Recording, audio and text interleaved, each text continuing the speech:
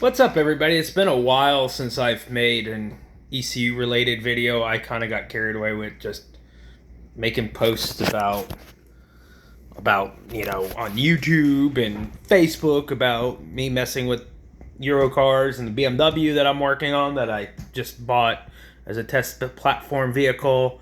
And documented me driving the Supra, doing stuff like that, just kind of trying to share my cars with y'all and hear y'all's feedback on your builds and whatnot. But I am starting to realize I've kind of gotten carried away and I have been making ECU videos, automotive electronics remanufacturing videos. And honestly, that's what my business is. I'm an automotive electronics remanufacturer. Anyway, working on a 2JZ GE ECU. For some reason, I thought it was a GT for a minute. I knew better. It is a GE. I'm an idiot. Anyway, that's neither here nor there. I want to show you guys something. So I initially opened this ECU. It's all original. It's pretty clean. So normally somebody would look at this and say this ECU is fine. If I told you to check it, you'd say it's fine because there's not massive amounts of electrolytic fluid leaking all over the board. But I want to show you how to actually look. So let me get my pick. Look down in here. You see under there? Look at that. That's leaking.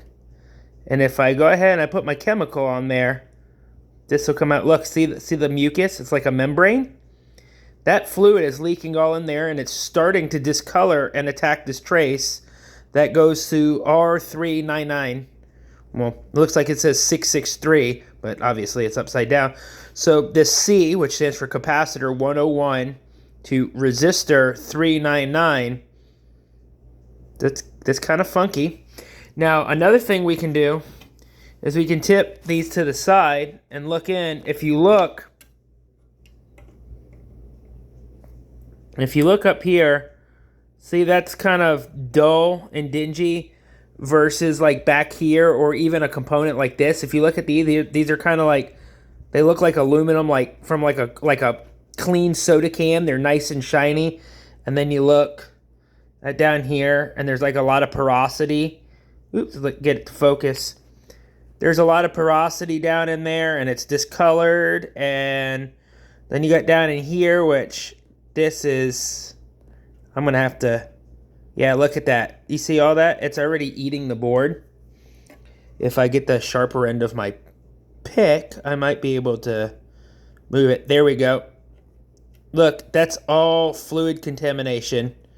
Look at that. That electrolytic fluid, look, it's all under here. So that, to the untrained eye, looks fine. But look at all that stuff that's delaminated and lifting. That's contaminants all in this area. That's bad. Then we get over to this cap. And this one is still good. It's got a little porosity. But you get to this one, this 47 UF, and this one's got a little bit. These caps here are for automatic transmission control. They buffer the signal, and this is for the automatic transmission. On a manual ECU, it won't have these two 47 caps, and it won't have these drivers here, and it will not have these. This is all ATF, automatic transmission. Then we look down in here.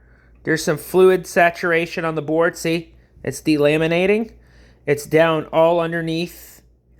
Let's bend this fuel injector driver back a little bit. If you look underneath here, it's attacking all in here. You see? All that. It's like a mucus membrane full of clear liquid. This has just started to leak. So what I can do is I'm just going to take a Q-tip, I'll touch it, and I'll show you what's coming up. That is freshly leaked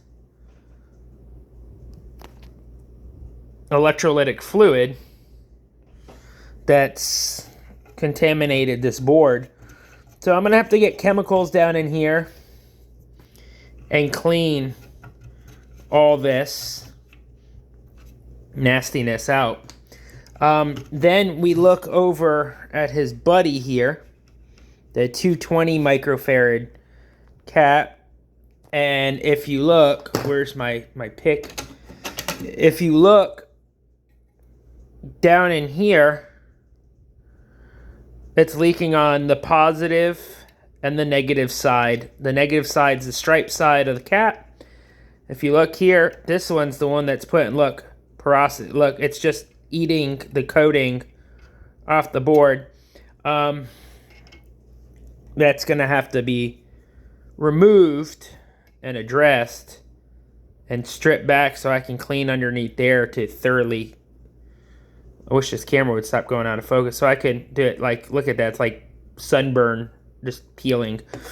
But if you look down here, you got discoloration and oxidation from the fluid attacking the metal compositions within the, the tin and lead and all that that's in solder. It's oxidizing it. And if you look back here, it's oxidizing it, it's leaking.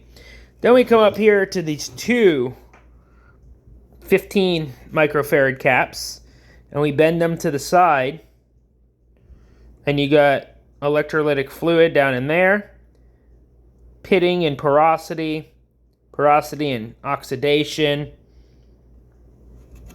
And then we go to here. This is attacking the copper. Down underneath here, look, once again, it's like a mucus membrane. If we can get to rip, look, I just got to rip. It's removing all the coating off the board. That copper is oxidized, so I'll have to put a cleaning agent to clean that back up and then reseal that. But look at that. That's literally like it's down all in here. So this area is contaminated within here. And then we have all the porosity and stuff from leaking. So this ECU might have looked good at first glance, but when we look, it's not. Now if we look at this one's starting to leak too. A little discoloration on the leg, a little porosity, this, and if you get down under here, you see the it's like a mucus membrane. Look, it's kind of moving a little bit. So that is how you check a 90s Toyota ECU for leaking capacitors. If you learn something, tell me. Say, hey, I learned something. Give me a comment. Like and subscribe. And for the best 90s JDM ECU work in the world, hit me up. If you need some work with, clean that camera up real quick. If you need some help with your Euro car, I work on a lot of Ferrari stuff. I got tons of Ferraris. There's Ferrari parts all over that table back there. It's what I do. And I just recently started working and learning about the BMW DME ECUs and the Porsche DMEs. I'm game to look at that stuff too. Anyway, if you need me, you can reach me at salesrmstx@gmail.com and shoot me an email. Or you can look me up on Facebook at Relentless Motorsports TX on Facebook. I'm a fellow car enthusiast. I got a small collection of cars. I like racing and everything else. So if you want to talk cars, you want a car guy, a real car guy to help you fix your car guy issues, I'm here. Hit me up. Anyway, peace out. If you learned something, like I said, like and subscribe, comment down below, and hopefully I'll be talking to you guys soon. Peace. Later. Have a fantastic Friday, and keep on keeping on. Anyway, let's keep these old cars alive. Later.